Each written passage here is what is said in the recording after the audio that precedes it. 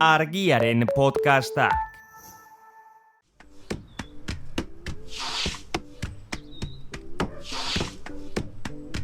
Egon Argia, lurrari entzuten dion saioa.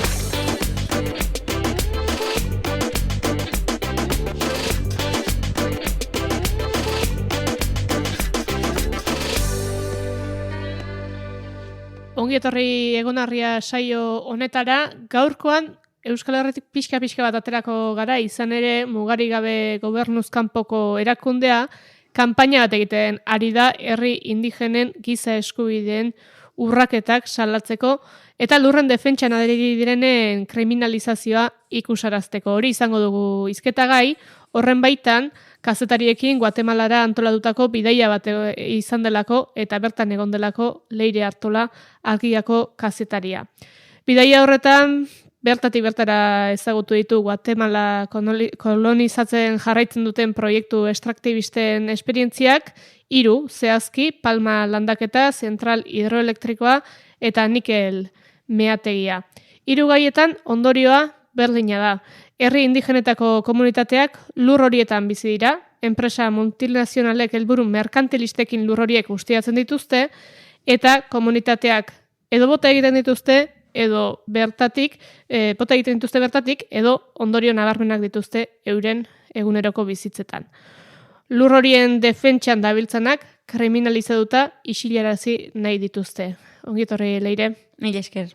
Argian lehenagotik ere landu duzu gaia eta horri buruz informatzeagatik gainera Solway mehatzaritza enpresa Argia zentsuratzen saiatu zen zigor ekonomiko baten bidez, orain gertuagotik ezagutu duzu multinazionalen errepresioa, noraino iritsi daiteken, hori kontatzera etorri zara gurera.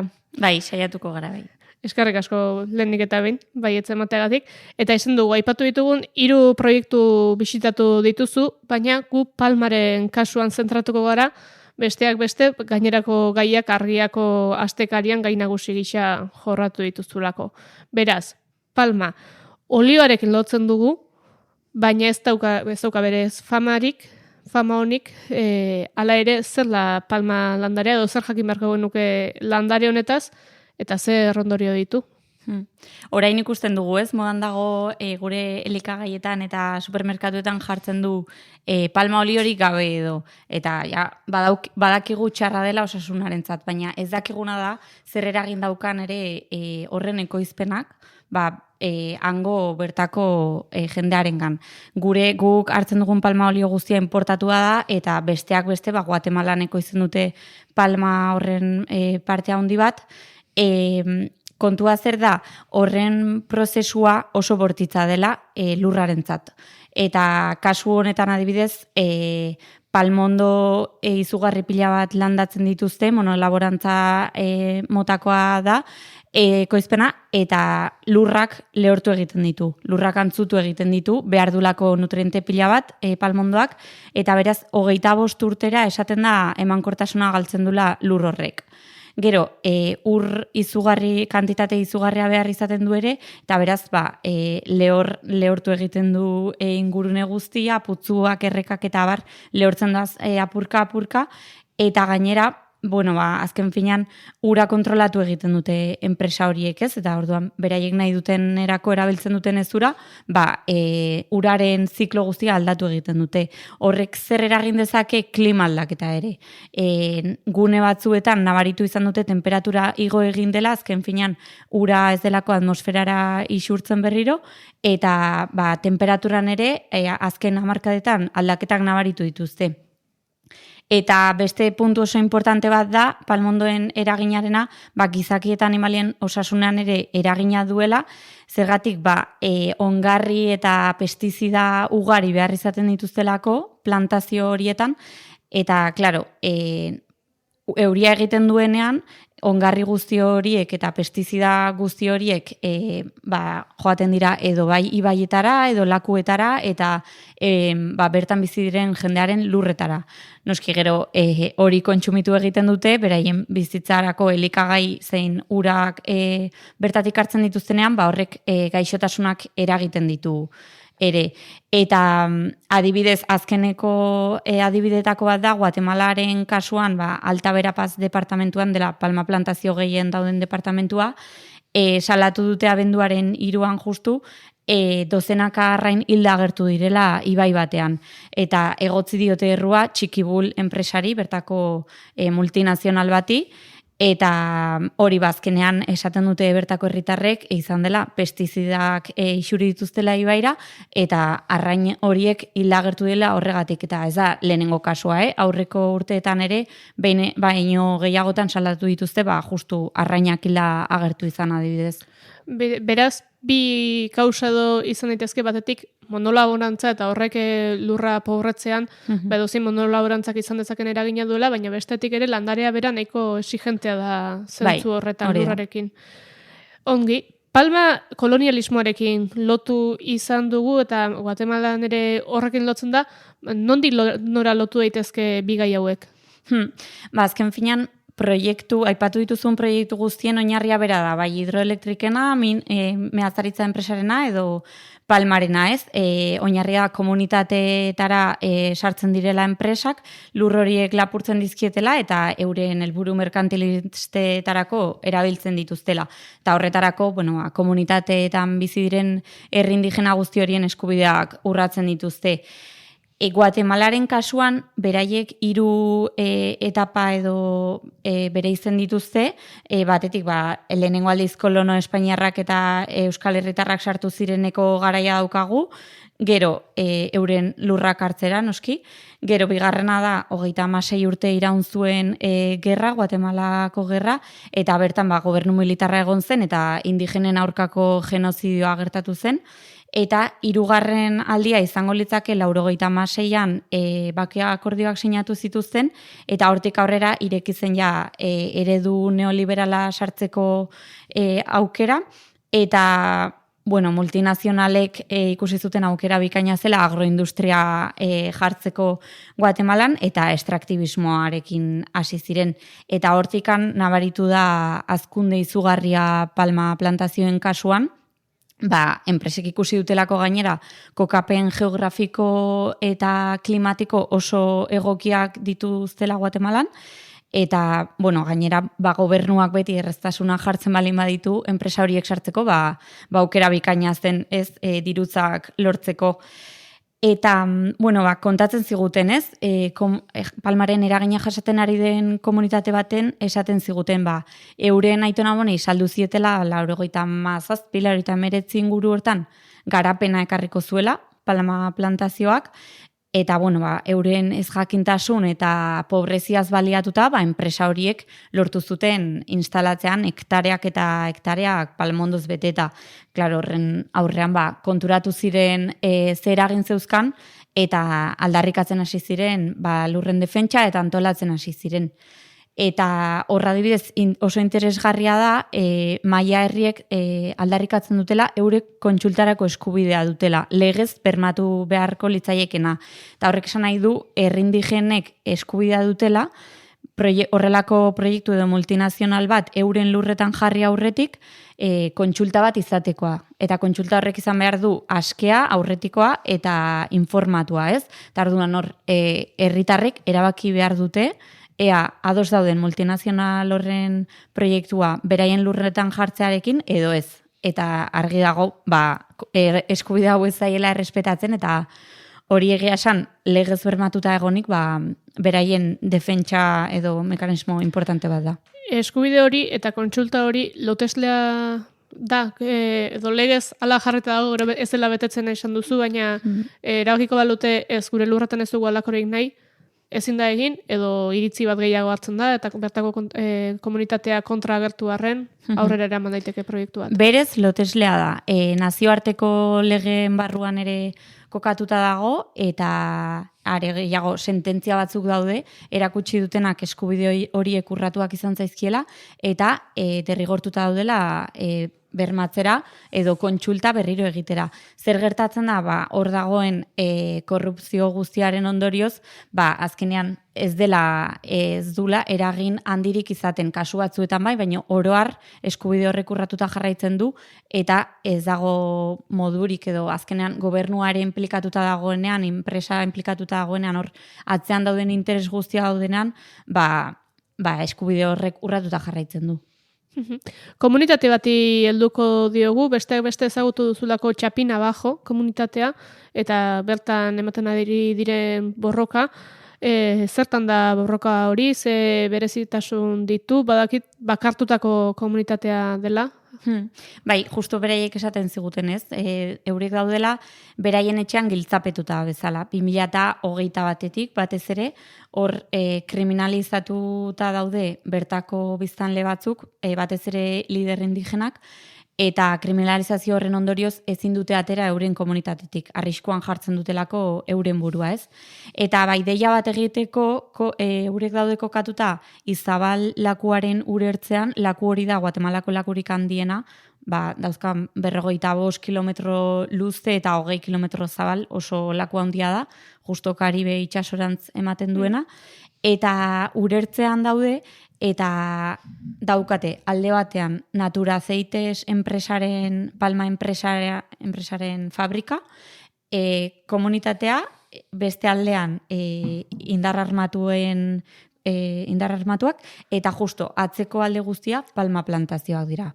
Beraz, hori daude oso bakartuta eta oso zaila da horra iristea baita ere. Gu justo lakuaren bitartez, txaluparen bitartez iritsi ginen, beste komunitate bateko arrantzaleekin, eta hor topatu genuena izan zen, komunitate oso antolatu bat, eta herritarra antolatu batzuk Palmari aurre egiteko prest zeudenak.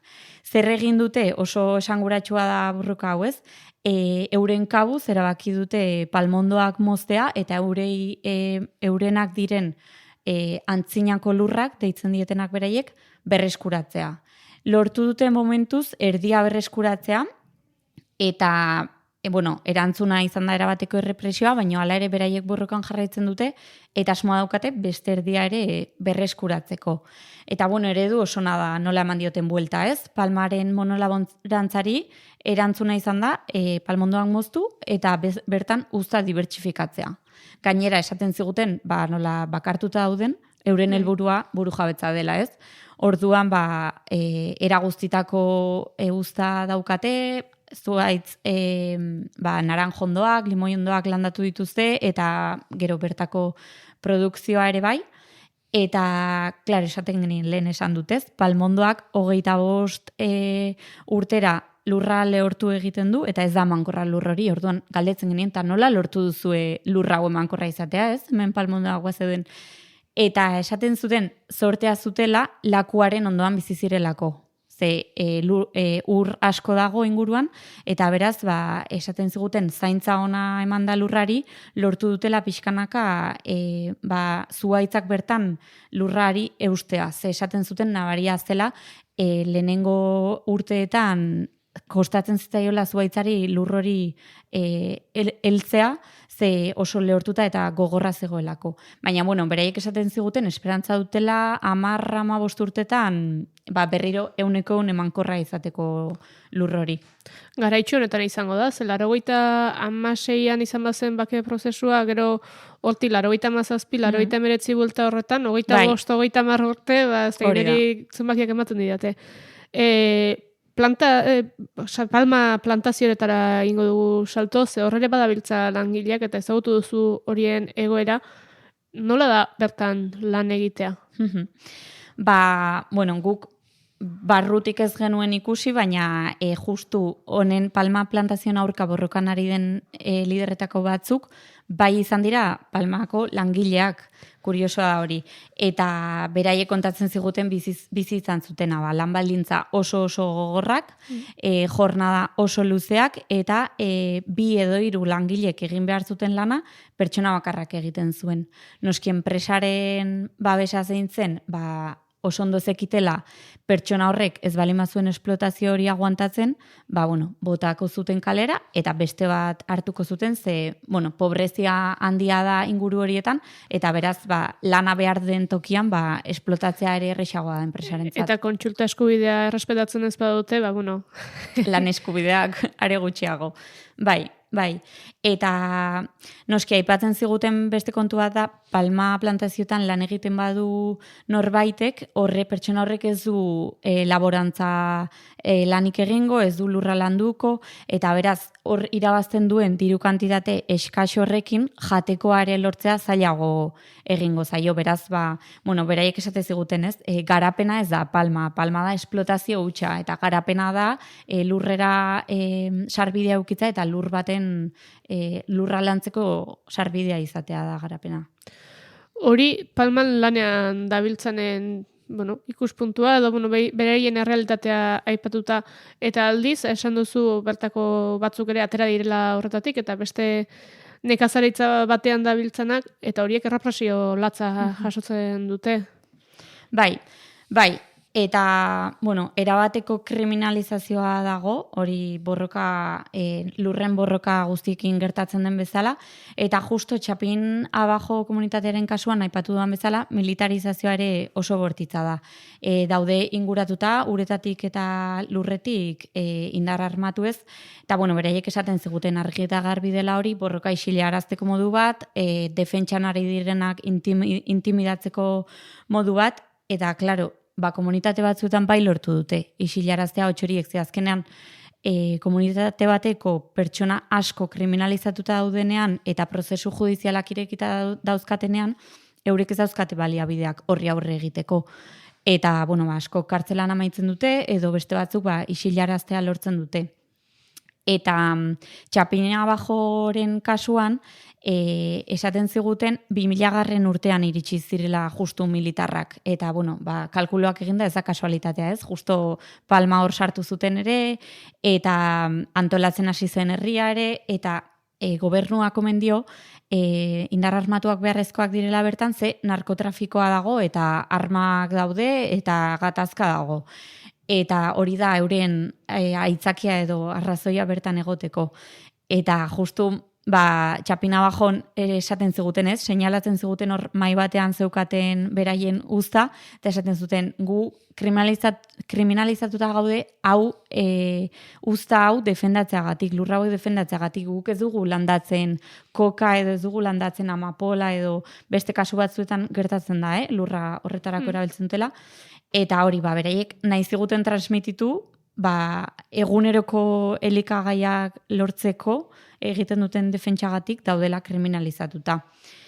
Eta euren kasua ere errepresioaren adibiderik bortitzena igual jaso zuten duela urtebete, abenduan, justo bisita egin genienean ere ia urte hurrena zeukaten, eta benetan barruak mugituta zeuzkaten ez, kontatzen zigutenean, duela urtebete komunitatea desalojatzen saiatu zen polizia, eta, oraindik dolua pasatzen ari ziren ez, esaten zuten kriminalizatuta dauden lider horiek hiltzen saiatu zirela, tiroketak egon zirela, helduen aurka ez ezik aurren aurka ere egin zutela, eta aipatzen zuten ondorioak nabariak zirela ez, esaten ziguten behin eta berriz gaixori dago, jendea gaixori dago, eta gaixotasun horietako gehienak ziren antxietateari lotutakoak, depresioari lotutakoak, eta benetan egoera gogorra bizitzen ari dira, eta hilketen beldurra ere badaukate, eta hori ez da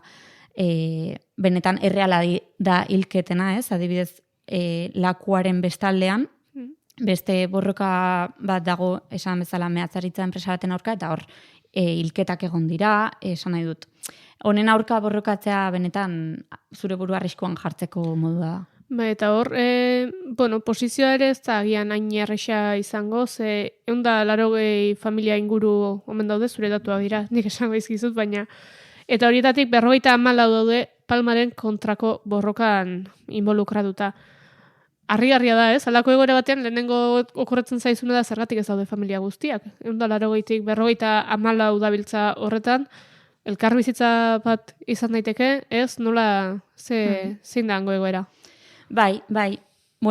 batetik zergaitik ez daude guztiak, esan dituten kontuengatik borroka egitearen ondorioak benetan latzak dira eta beldurra izugarria da, asko kriminalizatuta daude, mehatxuak dauzkate, beraz normala den bezala eta borroka barruan daudenek ulertzen duten bezala, familia batzuk ezin diote borroka aurre egin badakitelako agian bukatuko dutela kartzelan edo hilda edo errepresio hori ezin dute jasan. Eta gainera beste asko pobrezia oso handia denez, baliatzen dira horretaz eta asko erosita daude baita ere. Eta beste asko ere palman lan egiteaz bizi dira eta euren sustengu bakarra hori da, naiz eta baldintza oso txarrak eduki, euren familiak aurrera ateratzeko modu bakarra hori da, beraz oso zaila da egoera. Eta elkarbizitzarena, eurek esaten ziguten, ez? Ulertzen dutela besteen egoera ere, eta beraiek elkarbizitzaren alde egiten dutela, eurek eskatzen duten bakarra dela bereien lurrak emateko eta errespetatzeko, eta gainera esaten zuten, azpimarratzen zuten, borroka ez dela beraientzat bakarrik. Borroka egiten dutela komunitate guztiarentzat, naiz eta alde egon edo kontra. Baina lur horiek denontzako nahi dituztela, eta gainera, aipatzen ziguten, uzta ateratzen dutena, komunitatean ateratzen duten uzta, baliatzen dutela ere, enpresako langileei, edo behar gehiago dutenei, saltzeko merkeago, ez? Adibidez, lehen aipatu dut oso diru gutxira bazen dute palman lan eginda, eta elikagaiak behar dituzte, beraz, hor elkar bizitza hori badaukate, ez? Zuk respetatzen baduzu nirea, nik emango dizutuza. Bueno, egoera konplexua da, baina esan ziguten ez lortu dute nolabaiteko elkarbizitza bat. Hori da, azkenean ez dela palman lan egiten duzu edo palmarako esplotazioaren kontra zaude, baizik eta hor gauza gehiago zeharkatzen dira, askoz gai konplexuagoa da, eta halako komunitate batean ere bizitzeko, elkarbizitza bat, minimo bat behintzat edo gero beraienak izango dituzte, baina izan beharko dela. Lurraren defentsian dabiltzan hoien gana joko dugu, eta egia da errepresioa esan dugunean, eta errepresioa modu askotakoa izan daiteke, kasu honetan heriotzak ere izaten dira, eta erailketak izaten dira, batez ere liderren aurka, beraz, errepresioa, eta hor kontrako borroka horretan implikatzea, ondorio lazgarriak izan ditzazke pertsonalak ere, eta bizitzak jokoan jartzea gauza handia da, nola bizi dute hori, edo haientzat zer da lurraren defentsian ibiltzean, zer jaso duzu handik? Argi eta garbi erakutsi digutena da, maia herrientzat edo kasuntan kektsi herria ziren maiak, ez dela aukera bat defendatu edo ez lurra. Beraien bizi modua hori da, ez? Beraien mundu ikuskerak erakusten diena da, lurra zaindu egin behar dela, lurrarekin bizi behar zarela, berak ematen dizuna, zuk hartu, zuk zaindu, hartu eman hori daukaten lurrarekin eta urarekin ere dira bi kontu oso garrantzitsuak direnak euren mundu ikuskeran. Beraz, euren funtsa, bizitzaren funtsa hori balin bada, ez zai aukera gehiago gelditzen. Eta horrela erakusten ziguten ere, ez? Gure bizitza arriskuan jarriko dugu, baina honetan jarraituko dugu. Eta azpimarratzen zuten, eurek naiz eta hil edo hiltzen direnan etorkizunan, edo borroka honetan hiltzen balin badira ere, ondorengo utziko dietena direla, hor zeuzkaten lurrorie guztiak, ez? Eta esaten zuten guk ez dugu milioidun batek duen dirua ez daukagu, baina milioidun horrek zer uzten du bera hiltzen denan, ez? Guk lurra hauek uzten dizkegu gure ondorengoi. Eta indarra handia jartzen zuten ere transmisio horretan. Ondorengoi transmititzen ere ze balio duen lurrak, nola zaindu behar den, eta mundu ikuskera hori transmititzeko indarra handia jartzen zuten. Eta hori, esaten zutena, eurek biziren bitartean erresistentzian jarraituko zutela, eta aldarrikan zuten giza eskubideak urratzen diren bitartean, eurek borrokan jarraitu behar dutela, bai edo bai. Hori jasoko dugu, ze izan ere oihartzun dexente egiten dugu batetik lurraren defentsari dagokionez, eta bestetik ez egit izaera estraktibistari dagokionez ere, begiratu beharko nuke ez, gure produktuetan atzeko aldean palma olioaz ze jartzen duen edo. Leire Artola, eskerrik asko, gurera hurbiltzeagatik eta Palmaren historia guzti hau gertuagotik kontatu alizateagatik. Mila esker. Eta entzule, zuri, betikoa, bagizu gaurko saioa ere bizi baratzea eta argia.eu satarietan izango duzula ikusgai beste atal guztiekin batera, eta berala isitzuleko galera beste atal batzuekin. Ongi izan.